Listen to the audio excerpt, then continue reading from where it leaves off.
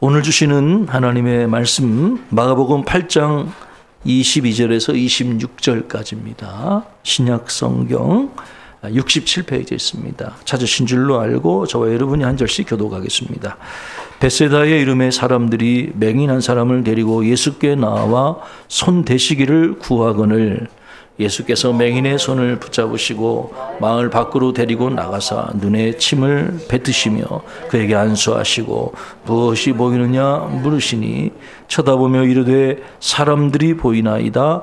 나무 같은 것들이 걸어가는 것을 보나이다 하거늘 이에 그 눈에 다시 안수하시매 그가 주목하여 보더니 나가서 모든 것을 밝히 보는지라. 26절 같이 읽겠습니다.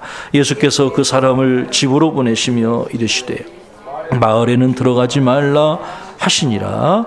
아멘. 예수님께서 베세다에 이르렀을 때 일이지요. 동네 사람들이 앞이 보이지 않는 시각장애인 한 명을 데리고 예수님 앞에 나왔습니다. 고쳐달라고 부탁을 한 거죠. 그래서 예수님께서 그 맹인을 마을 바깥으로 데리고 나가셨습니다. 그리고 예수님께서 맹인의 눈에 침을 뱉으시고 그에게 안수해 주셨습니다. 예수님이 맹인에게 묻습니다. 무엇이 보이느냐? 맹인이 대답합니다.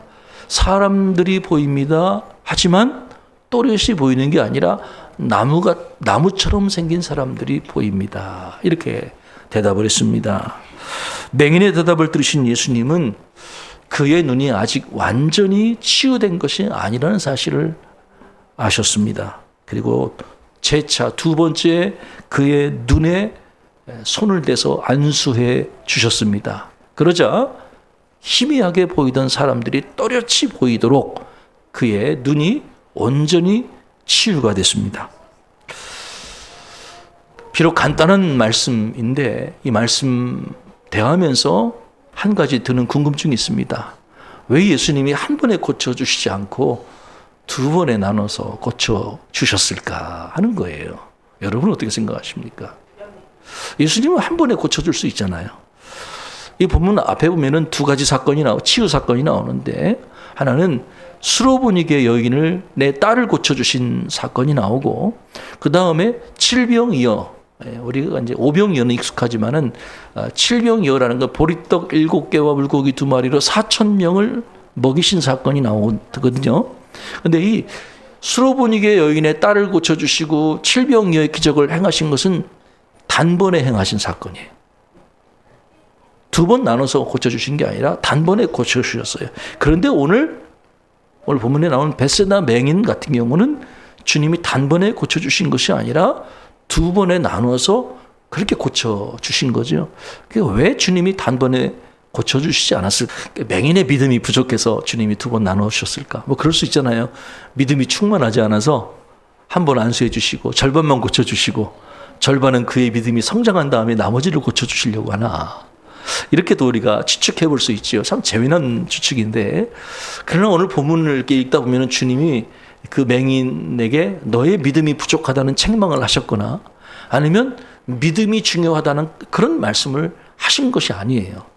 그러니까 믿음에 관한 언급이 전혀 없는 거죠. 그래서 우리가 이 맹인의 믿음이 부족했기 때문에 주님이 두 번에 나눠 고쳐주셨다라고 우리가 함부로 그렇게 추측할 수는 없는 거죠. 성경적인 근거가 없는 것이죠. 왜 예수님은 맹인을 한 번에 고쳐주시지 않고 두 번에 나누어서 고쳐주셨을까? 여러분 어떻게 생각하세요? 사실 이러한 질문은 굉장히 중요한 질문이죠. 왜냐하면 우리가 이런 질문을 통해서 예수님에 관해서 새로운 시각을 우리가 발견할 수 있기 때문이죠. 저는 이제 몸이 아파서 가끔 병원에 갈 때가 있습니다. 병원에 가면 의사 선생님이 꼭 묻는 게 있어요. 어디가 아프세요? 얼마나 아프세요? 언제부터 아프세요? 어떻게 아프세요? 열이 있습니까? 설사가 있습니까? 배가 아픕니까? 목이 따갑습니까? 이렇게 많이 질문을 해요. 사실은 늘 다니던 병원인데 의사 선생님이 갈 때마다 늘 똑같은 것들을 질문을 합니다. 그리고 제 이야기를 듣고는 뭐가 안 좋으시군요. 뭐가 문제가 있는 것 같습니다 하고 항생제를 써드릴게요. 근데 이 항생제를 먹으면 졸릴 수 있습니다. 아니면 설사가 날 수 있습니다. 복통이 생길 수 있습니다 하고 부작용에 관해서 설명을 해주죠. 그러니까 자세하게 질문하고 그게 맞는 처방을 내리는 게 좋은 의사인 경우가 많죠.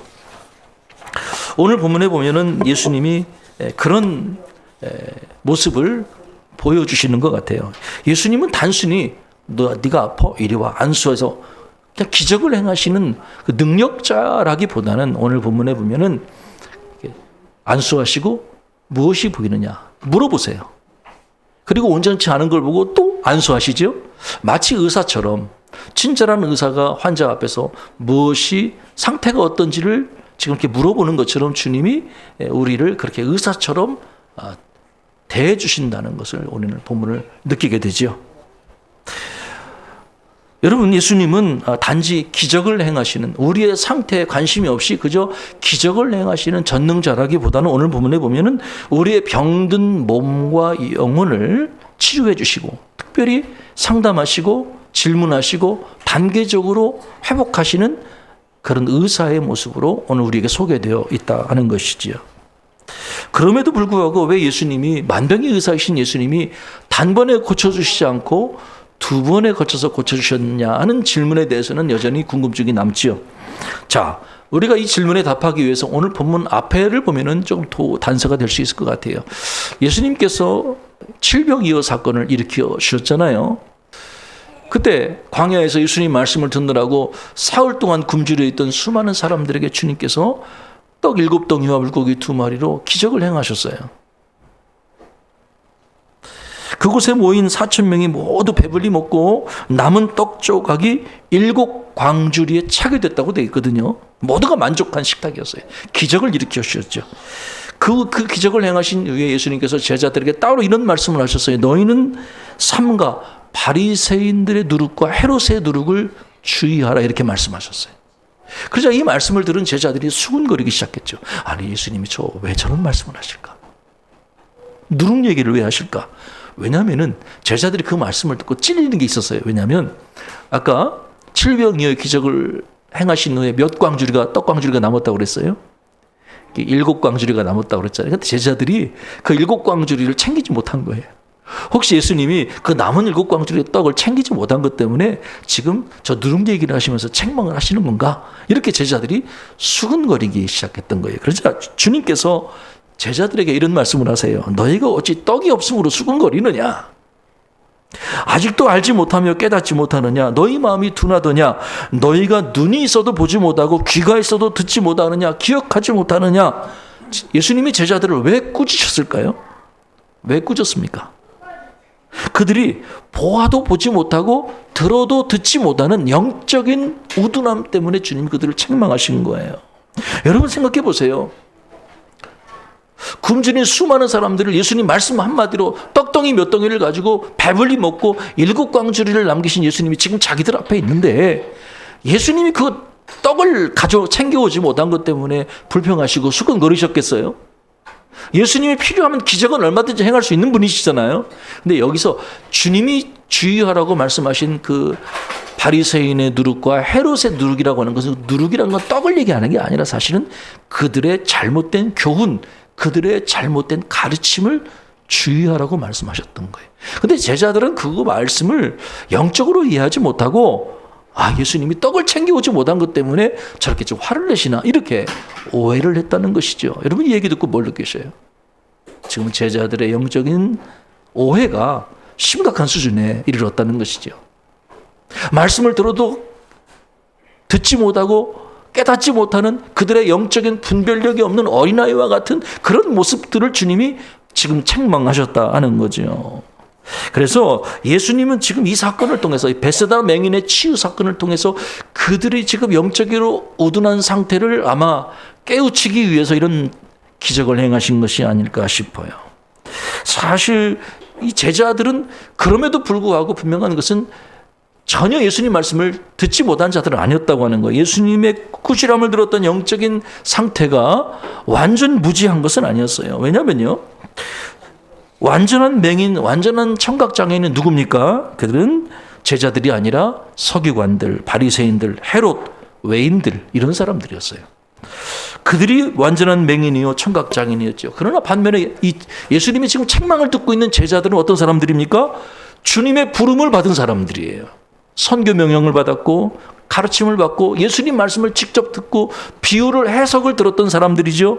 예수님 가까이 있는 사람들이고 예수님의 동료들이었다고 하는 거예요. 하지만 문제는 이 제자들이 주님의 말씀을 듣고 예수님과 가까이 지냈지만 그들의 시각이 너무나 근시안적이었고 영적인 눈이 다 열리지 않았다 하는 거죠. 마치 뭐라고 표현할 수 있을까요? 영적인 어린아이와 같다, 이렇게 표현할 수가 있는 것이지요. 오늘 이러한 제자들의 모습이 오늘 우리들의 모습과 가깝지 않을까요? 우리도 사실 너무나 근시안적인 시각을 가지고 있지요. 생각하는 것이 어린아이와 같고 바라보는 것이 어린아이와 같고 말하는 것이 어린아이와 같지요. 우리는 하나님의 말씀을 듣습니다. 그런데 영적인 귀는 아직 완전히 열려있지 않은 거죠. 더군다나 우리의 영적인 눈도 완전히 열려있지 않은 거예요. 영적인 어린아이와 같다 하는 거예요. 영적인 성장이 더디고 교회에 나오지만 습관적으로 교회에 나오지만 정말 주님을 사랑하는 마음이 적고 여전히 세상과 죄를 탐닉하는 그런 모습이 오늘 저와 여러분에게도 여전히 남아있다고 하는 거죠. 그런데 여러분, 낙심할 필요는 없어요. 소망을 가지세요. 왜냐하면 부활하신 주님께서 이런 제자들에게 다시 찾아가셨을 때 제자들의 영적인 눈이 완전히 열리게 됐기 때문에 그런 거죠. 할렐루야. 예. 사도 바울의 표현대로 이 제자들이 부활하신 예수님을 만났을 때, 부활하신 주님이 이들을 찾아왔을 때 이 제자들은 어린 나이에 일을 버리고 장성한 자가 됐다고 하는. 구체적인 예를 들어볼까요? 누가복음 24장에 엠마오 마을로 내려가던 두 제자 이야기가 나옵니다. 그들은 낙심했고 부활하신 주님에 대한 소식을 믿지 못하고 낙심해서 엠마오 마을로 내려가던 중에 길 가던 중에 부활하신 주님이 그들을 찾아오셨어요. 여러분 생각해 보세요. 이 두 제자가 지금 부활하신 주님과 대화를 나누고 있었어요. 그 세 분이 나눈 대화의 주제가 뭔지 알아요? 예수님의 십자가 죽음과 부활 소식이었어요. 그런데 정작 그 두 제자는 자기들과 지금 대화를 나누시는 그분이 부활하신 주님이었다는 사실을 전혀 믿지 못하고 있었던 거예요. 알아차리지 못하고 있었던 거죠. 영적인 눈이 감겨 있었던 거예요. 그 이유가 뭐죠? 예수님이 이렇게 말씀하셨어요. 누가복음 24장 16절에 누가는 이렇게 얘기하죠. 그들의 눈이 가려져서 그인 줄 알아보지 못하거늘. 엠마오로 가던 두 제자의 눈이, 영적인 눈이 가려져 있었던 거예요. 그래서 부활하신 주님을 알아보지 못했던 거예요. 눈이 있으나 눈이 가려져서 부활하신 주님을 알아보지 못한다면 이 문제를 어떻게 해결할 수 있을까요? 참 놀라운 것은 부활하신 주님이 그들의 눈을 열어주신다 하는 거죠. 성경을 몇 구절 내려가면 예수께서 그들과 함께 음식을 잡수실 때 떡을 가지사 축사하시고 떼어 그들에게 주시니 그들의 눈이 밝아져 그인 줄 알아보았더니. 여기 네 가지 행동이 나옵니다. 단순히 부활하신 주님의 엠마오 마을로 두 제자가 잡수신 식사는 일반적인 식사가 아니었어요. 거기 네 가지 행동이 나오거든요. 영어로 포 액션이라고 합니다. 떡을 가지사 축사하시고 떼어 그들에게 주시니. 네 가지 행동은 성만찬에 관련된 이야기예요. 그러니까 부활하신 주님이 그들과 성만찬을 하신 거죠.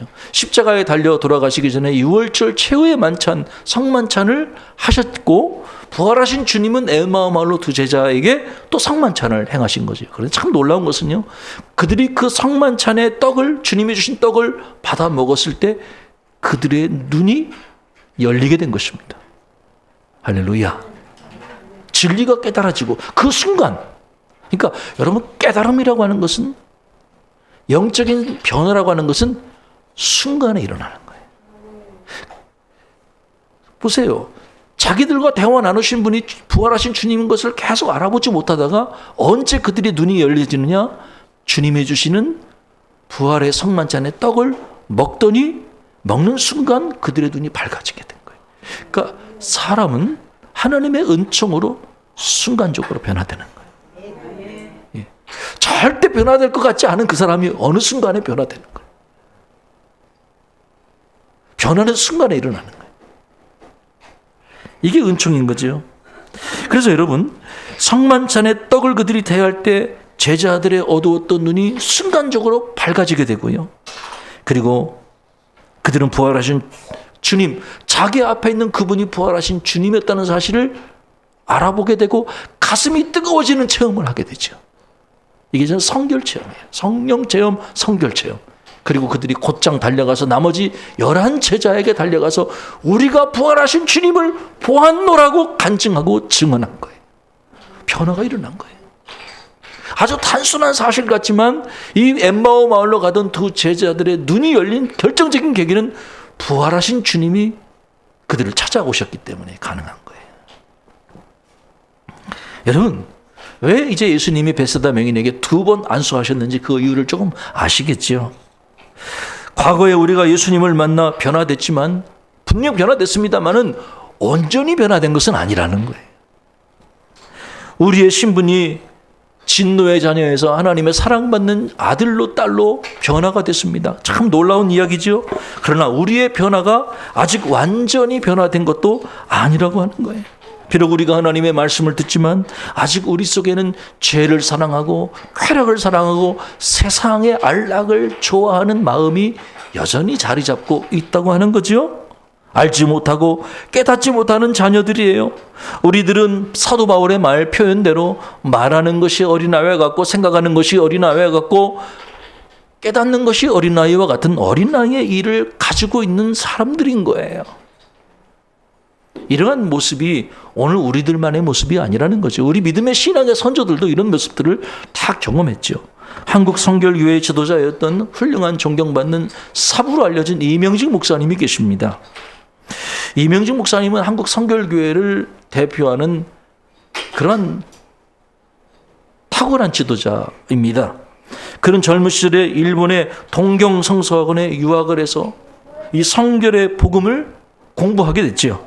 그리고 열심히 전도하고 기도도 하고 나중에 서울신학대학교 교수도 되고 우리 성결교단의 굵직한 교회, 대형교회 목회자로도 이름을 날리게 됐습니다. 겉으로 보기에는 탁월한 지도자고 누구보다 순수하고 뜨거운 신앙을 가지고 있는 사람처럼 보인 거죠. 그런데 어느 날 이명직 목사님이 자기 깊은 내면을 바라보다가 자기 안에 있는 그 욕망과 영적인 어린 나이의 일을 발견하게 된 거예요. 충격을 받죠. 그는 수많은 사람들에게 또 자주 설교했지만 그리고 신학교 강단에서 학생들을 가르치는 훌륭한 교수였지만 실제로 자기 삶 속에는 형식주의, 교만, 영적인 메말은 자기의가 꿈틀거리고 있다는 사실을 발견하게 된 거예요. 그리고 괴로워했죠. 그때 자기가 이런 자신의 영적인 상태를 이런 글귀로 표현했습니다. 성결하지 못한 나는 형식을 꾸미고 심령이 부패한 나는 표면만 단정하기를 힘썼다. 맞아요, 여러분. 우리 안에 주님을 사랑하는 뜨거운 마음이 부족한 상태에서 우리는 다른 사람들을 의식하면서 나는 괜찮은 크리스찬이라고 그렇게 보여주기를 원하는 거죠. 그러나 이 이명직 목사님은 자신의 죄성을 깊이 깨닫는 순간 하나님 앞에 무릎을 꿇고 기도하기 시작했습니다. 그는 단순히 내가 죄를 용서받는 신앙에 머무르는 것으로 충분하지 않다고 생각하고 마음 깊은 것까지 성령께서 나를 감동하셔서 나의 마음을 무뎌진 영적인 마음을 간절히 변화시켜 주시기를 뜨겁게 간구하며 하나님 앞에 기도하였던 것입니다. 은혜를 사모하고 성령의 은혜를 간절히 사모하는 중에 그의 마음에 뜨거운 성령의 역사가 일어나게 된 것이죠. 그래서 그 한 사람을 통해 신학교의 수많은 제자들이 회개 운동이 일어나고 신학교 강단에 뜨거운 회개 성령의 역사가 일어나고 교회마다 뜨거운 성령의 불이 지펴지게 된 것입니다. 이명직 목사님도 이미 믿는 사람이었고 이미 설교하는 유능한 서역자였죠. 그러나 어느 날 자신이 아직도 주님을 보기는 보되 영적으로 흐릿하게 보고 있다는, 영적인 시야에 수많은 것들이 끼어 있다는 사실을 깨닫고 그리고 하나님이 자신의 눈을 밝혀주시기를 간절히 사모했던 거예요. 이 베세다 맹인이 본 것이 뭡니까? 사람이 보입니다. 형체가 보입니다만 나무처럼 보인 거예요. 그 또렷하게 보이지 못하고 우리도 부활하신 주님을 보기는 보지요. 그러나 그 부활하신 주님을 얼굴과 얼굴을 맞대는 것처럼 또렷이 보는 게 아니라 희미하게 보는 거죠. 그렇게 보이니까 우리는 너무 신앙생활하면서 능력을 잃고 살아가는 거 아닙니까? 그래서 오늘 저와 여러분에게도 이명직 목사님이 경험했던 뜨거운 성결의 체험이 필요한 것입니다. 두 번째 만지심이 필요한 거예요. 이미 우리는 예수님을 믿어서 중생했어요. 주님이 우리의 눈을 한번 만져주셨어요. 주님이 살아계신 걸 믿고 주님이 나의 주가 되신 것을 우리는 믿습니다. 그러나 우리는 여전히 세상과 짝하고 탐욕과 교만의 죄 가운데 빠져 있는 거예요. 그래서 주님이 우리 눈에 다시 한번 안수해 주시기를 사모해야 되는 거예요. 그래서 우리의 심령이 온전히 새롭게 변화되어 주님의 충만한 제자가 되기를 우리는 성장해야 되는 것입니다. 영적인 성장과 성숙을 갈구해야 되는 거지요. 이것은 우리의 힘으로 되는 것이 아니라, 능력으로 되는 것이 아니라, 경건 생활로 되는 것이 아니라, 주님이 우리에게 은혜를 주셔야 되는 거고, 주님이 우리의 눈에 안수해 주시기를 간구해야 되는 거지요. 여러분, 이러한 그 점진적인 치유는 우리에게 새로운 희망을 주지요. 우리가 십자가 이후에 이루어지는 그 완전한 치유를 사모할 수 있는 성막과 같은 것이 완전한 치유라고 하는 거죠. 어떤 분들은 신앙생활이 십자가에 매달려 있어요. 아직도 십자가 밑에 붙들려 있어요. 물론 십자가의 사건이 너무너무 중요하지만은 이제는 십자가에만 매달려 있는 게 아니라 부활의 장소로 나가야 되는 것입니다. 부활의 주님을 만나서 성령을 받아서 십자가와 부활을 통과해서 성령의 능력까지 경험해야 되는 거예요. 그래야 온전한 신앙생활이 되는 거지요. 아직도 어린아이의 일에 매여서 신앙생활하면 참 괴로운 신앙생활이 될 것 같아요. 아이고, 교회를 나가긴 나가는데, 어머니 아버지 손에 끌려서 교회를 나가긴 나가는데, 그 신앙생활 하는 게 얼마나 괴롭고, 형식적인 신앙생활 얼마나 피곤해. 시간 낭비처럼 보이고 말이에요. 교회 나가는 거 즐겁지도 않고 말이에요. 그래, 안 나갈 수는 없고 괴로운 신앙생활이 되는 거죠. 그러나 그 안에 부활하신 주님의 만지심을 우리가 있을 때 그의 신앙생활은 기쁘고 감사하고 행복한 신앙생활이 될 줄로 믿습니다. 그래서 우리 믿음의 선조들은 이것을 가리켜 성결체험이라고 그랬고, 그리고 제2의 은총, 세컨드 블레싱이라고 그래요. 첫 번째 은총은 우리를 거듭나게 하는 은총이고, 두 번째 은총은 우리를 성결하게 하는 그런 은총이라고 하는 거예요. 우리를 어린아이의 신앙에서 온전한 장성한 자의 신앙으로 바꿔주는 체험이라고 하는 거죠. 오늘 저와 여러분에게도 이러한 그 성결의 체험 제2의 은총 축복이 필요합니다. 주님은 우리를 치료하시지만 온전히 치료해 주시는 거죠. 한 번에 치료해 줄 수도 있지만 이런 과정을 통해서도 온전히 성숙의 단계로 우리를 이끌어 주신다고 하는 거예요. 여러분, 지금 뭐가 보이십니까? 여러분, 예수님 바라보고 계십니까? 예수님 바라보면서도 여전히 세상과 환경, 베드로가 주님을 봤을 때 파도를 보고 다시 물에 빠졌듯이 우리 주변에 예수님보다 더 크게 보이고 괴로워 보이는 것이 없습니까? 낙심하고 절대 평안을 잃고 살아가고 있지 않습니까? 그렇다면 여러분, 이 말씀에 귀 기울여 보세요. 아무것도 염려하지 말고 다만 모든 일에 기도와 간구로 너희 구할 것을 감사함으로 하나님께 아뢰라. 그리하면 모든 지각에 뛰어난 하나님의 평강이 그리스도 예수 안에서 너희 마음과 생각을 지키시리라. 할렐루야, 아멘이지요. 평강의 하나님이 친히 너희를 온전히 거룩하게 하시고 또 너희의 온 영과 혼과 몸이 우리 주 예수 그리스도께서 강림하실 때에 흠없게 보존되기를 원하노라. 너희를 부르시는 이는 미쁘시니 그가 또한 이루시리라. 여러분, 평강의 하나님이 우리를 온전히 거룩하게 하신다는 거예요. 아이고, 목사님, 우리가 어떻게 온전히 변화될 수 있습니까? 어떻게 온전히 거룩해질 수 있습니까? 우리는 안 되지만 하나님은 가능하시다는 거예요. 목사님, 천국 가야 온전해지지 않나요? 그건 절대적 완전이고, 이 땅에 있는 동안에 우리가 주님이 원하시는 상대적인 개념에 완전히 가능하다는 거예요. 왜? 그것은 바로 아무런 죄나 어떤 인간의 연약함으로부터 자유로운 그런 완전함이 아니라 성령이 내 안에 계셔서 깨닫게 해주시고 성령의 인도를 받는 삶이야말로 주님이 바라보시는 수준의 온전함이라고 하는 거예요. 지금 여러분, 깊은 데로 가서 그물을 던지는 신앙이 되셔야 되죠. 얕은 곳에 가서 물고기를 잡는 거 좋지만 주님이 뭐라고 말씀하십니까? 깊은 데로 가서 그물을 던져라 라고 말씀하시잖아요. 신앙생활은 얕은 물가에서 하는 신앙생활이 있지만 그건 안전해 보이고 그 나름대로 재미가 있지요. 그런데 때로는 주님이 더 깊은 데로 가서 주님의 말씀에 순종해서 그물을 내던지라 하고 오늘 저와 여러분에게 순종하기 어려운 말씀을 요구하시는 것도 있다는 거예요. 그때 우리 힘으로는 불가능하죠. 근데 여러분, 주님이 우리에게 명령하실 때는 주님의 좋은 선물이 계획되어 있다는 거예요. 주님이 우리를 복 주시고 우리의 인생을 더 시야를 넓혀주시고 우리가 이제는 어린아이의 일을 버리고 장성한 자로 성장하도록 주님은 우리에게 그런 명령을 내려주시는 줄로 믿습니다. 그래서 우리는 성령의 감동과 인도를 받아야 되는 거예요. 평강의 하나님이 우리의 마음을 온전히 주장해 주시도록 간구해야 됩니다. 하나님의 두 번째 만지심을 간구해야 되는 거죠. 구원받고 충성한 것으로 만족하지 말고 이제는 주님이 나를 만지셔서 온전히 주님의 제자로 주님의 사람으로 성숙하게 해달라고 간구해야 되는 거죠. 이것은 성령의 은혜로만 가능한 것을 믿어야 됩니다. 부활하신 주님이 우리를 찾아오셔서 죄를 이기고 좌절을 이기고 죽음의 권세를 이길 실제적인 능력을 우리에게 주시는 것입니다. 우리의 영적인 눈과 귀를 열어주셔서 우리의 마음과 생각이 온전히 주님을 닮아가도록 인도해 주시는 줄로 믿습니다. 그래서 이 성결이라고 하는 것은 철저히 은총이에요. 은총. 하나님의 선물로 주어지는 거예요. 여러분, 거듭나는 것, 증생하는 것도 은총이고 성결하게 되는 것도 은총인 줄로 믿으시기 바랍니다. 하나님이 우리에게 주시는 은총은 더 깊은 은혜, 더 깊은 은혜. 예?